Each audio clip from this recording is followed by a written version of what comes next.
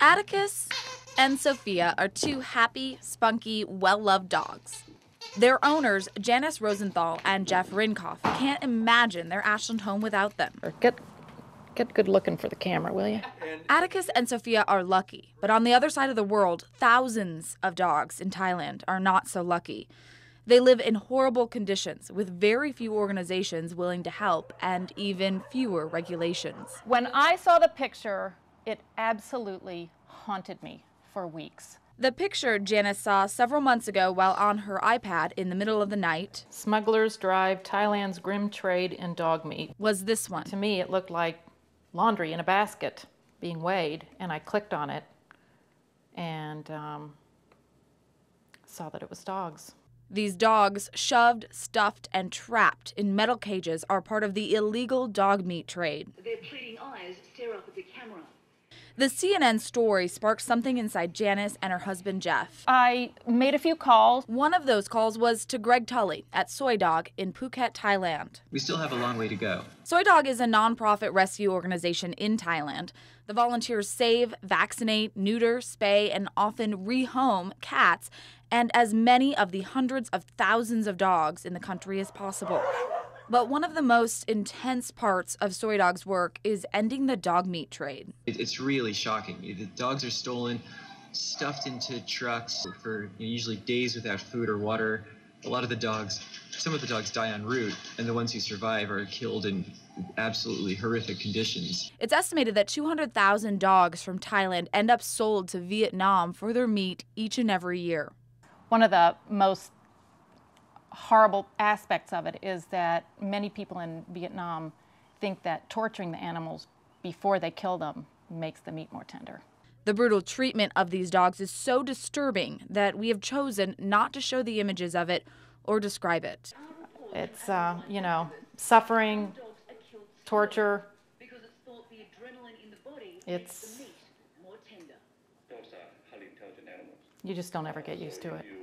When you kill a dog and you have a whole cage of dogs next to the one that's being killed, obviously those dogs that's going to be killed next, they know what's going on. Anybody that has a pet can certainly relate. We've domesticated dogs over thousands of years. They're loyal, they're trustworthy, they're man's best friend. So to me, we have an extra obligation to take care of them. Moved to make a difference, Janice and Jeff started small.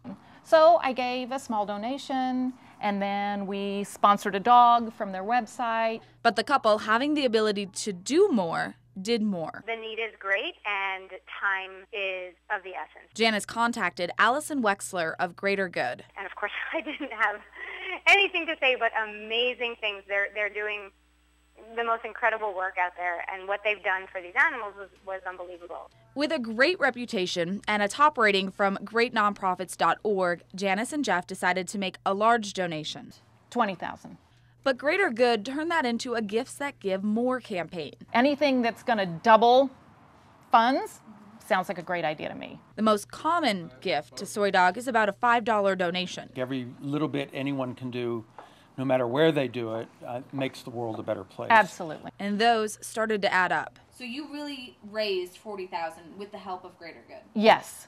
Back in Thailand, that money built a 13,500 square foot shelter specifically for the 5,000 dogs rescued from the dog meat trade. The cost of caring for these dogs is tremendous. There are literally thousands of dogs.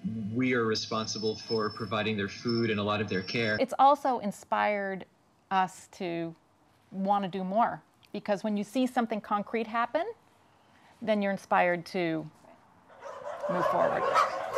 Janice and Jeff teamed up again with Greater Good and SOI Dog, this time to create a shelter at a Buddhist temple where thousands of dogs and cats have been abandoned. It, too, is a Gifts That Give More and is nearly funded. I think it elevates your sense of responsibility in the world and what you do for people and for animals who actually can't go to a lawyer, they can't negotiate with legislators, they can't, they don't have any power in the world.